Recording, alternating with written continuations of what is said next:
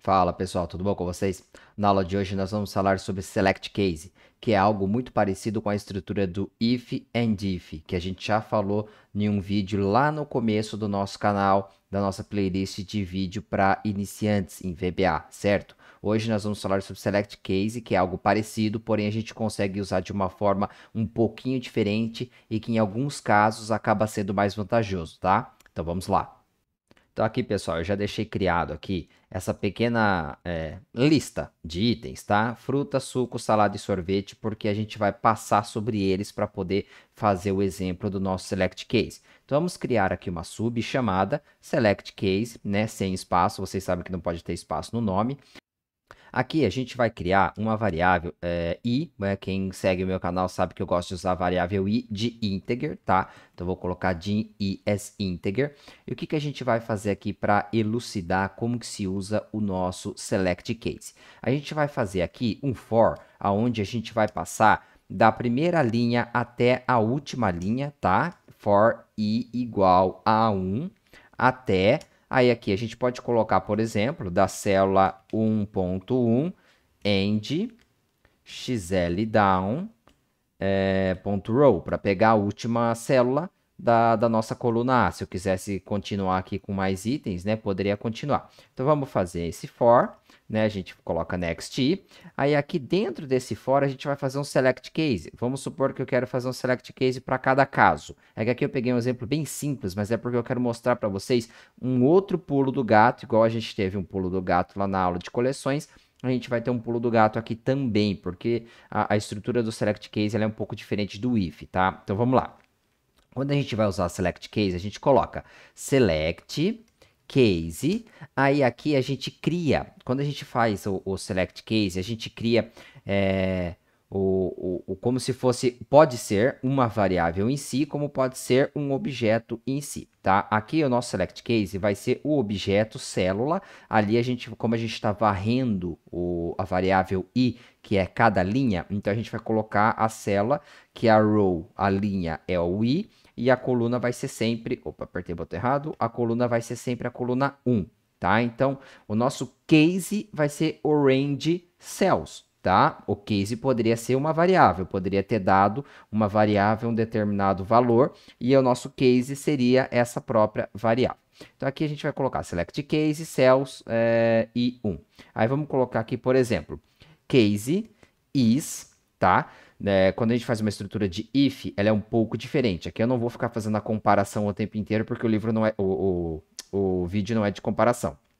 Eu vou deixar nos cards aqui em cima e também na descrição o vídeo que a gente fez sobre if. Aí, quem quiser, olha lá e faz as comparações devidas. Então, aqui a gente coloca case is. Aí, vamos supor, só para dar um exemplo fácil, vamos supor, se eu quero dizer, se no caso, o nosso x da questão aqui, que é esta célula em si, se ela for igual à palavra fruta, aqui, esse exemplo que eu estou dando para vocês é um exemplo usando escrito, né? Usando string, usando texto, tá?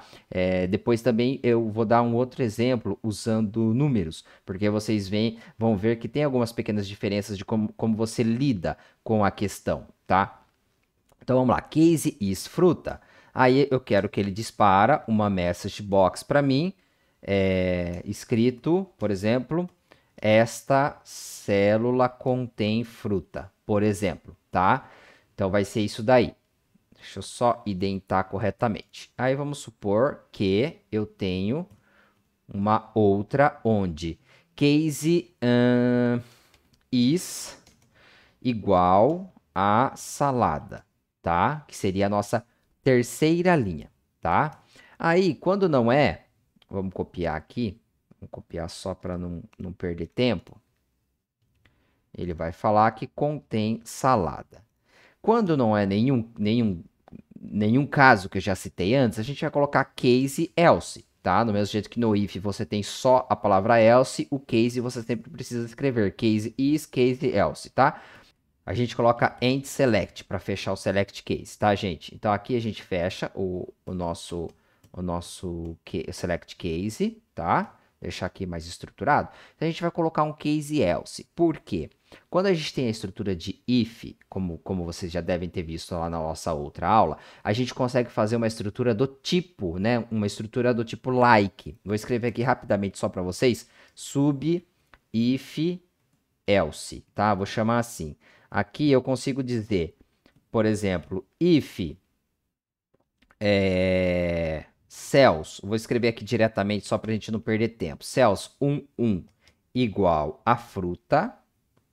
Esqueci de colocar aqui. Se ele for igual a fruta, then, aí a gente vem e dispara a message box fruta, por exemplo. Aí eu tenho uma outra estrutura, else if. Posso colocar cells 1, vou pegar a segunda, tá, gente? A linha 2. 2, 1, like. E daí eu quero fazer um comparativo. Vamos supor, o C. Vamos supor que eu quero fazer uma estrutura de comparação aonde eu quero, if, eu quero saber se ele contém o C naquela célula, tá? Então, na célula 1, a gente está perguntando se ela for igual a fruta, dispara message box fruta.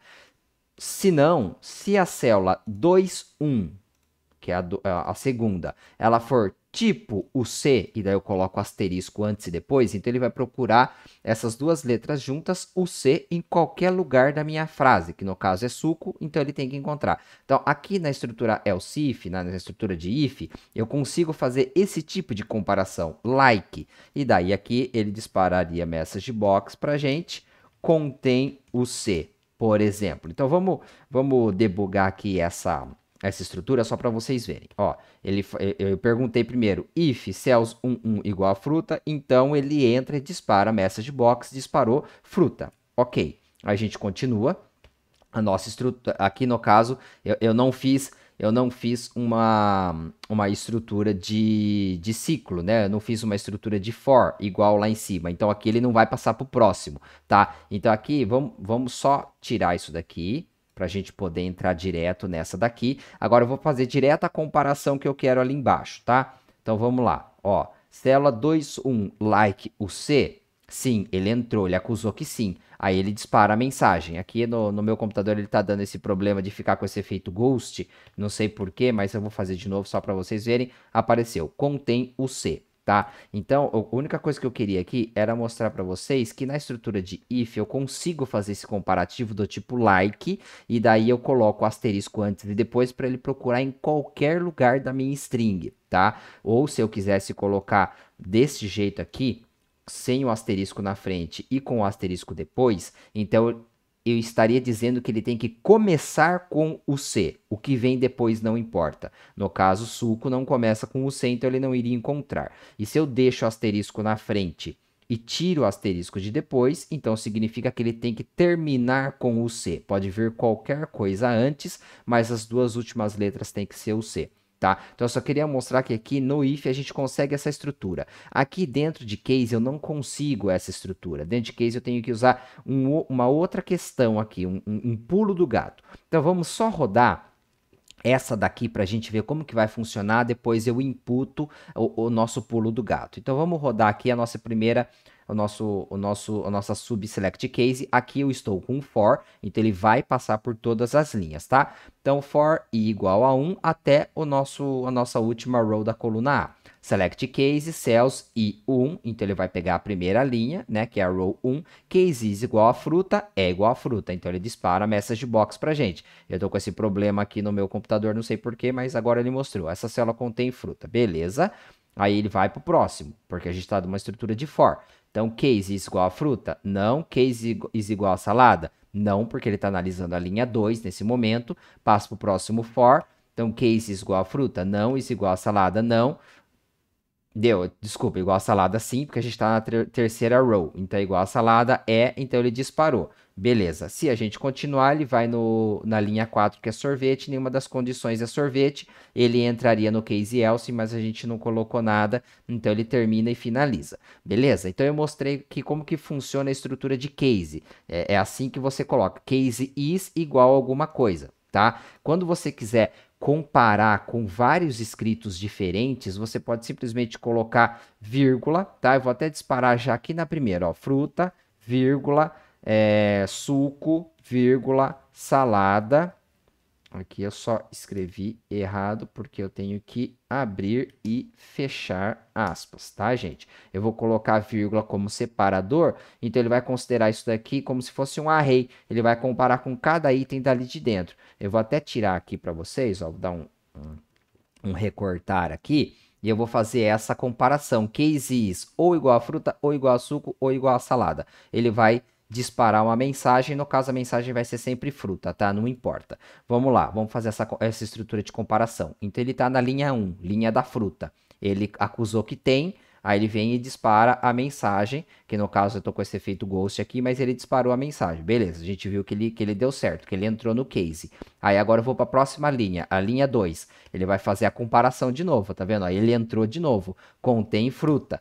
Aí a gente vai para a próxima, a terceira linha, linha salada. Ele achou salada. Ele entrou, disparou a mensagem. Agora eu não escrevi sorvete. Vamos ver. Ele não achou sorvete, não disparou a mensagem e terminou. Então aqui eu queria mostrar esse detalhe também, que em case você pode colocar uma lista de itens comparativos que você quer. Ele vai automaticamente comparar com cada um. Você não precisa ficar fazendo um case is para cada um dos itens. Tá? Em if, isso não é possível. No if, diretamente desse jeito, sem você criar algum outro tipo de estrutura, no if você é obrigado a repetir a estrutura toda vez. Toda vez você tem que fazer a mesma coisa. Que nem aqui, vamos continuar. Vamos supor que eu vou fazer essa mesma estrutura, vou dar esse exemplo só para vocês entenderem melhor. Eu vou colocar aqui a mesma estrutura de ciclo, né? O for que a gente tem ali em cima, tá? A gente vai identar aqui para ficar mais explicado. Então, ó, se a célula da linha 1, coluna 1, aqui já não vai ser like. Aqui ela vai ter que ser da estrutura igual. Se ela for igual a fruta, então ele dispara a mensagem fruta, tá? Aí eu teria que fazer aqui embaixo, vamos só copiar para ficar mais rápido, para não perder muito tempo.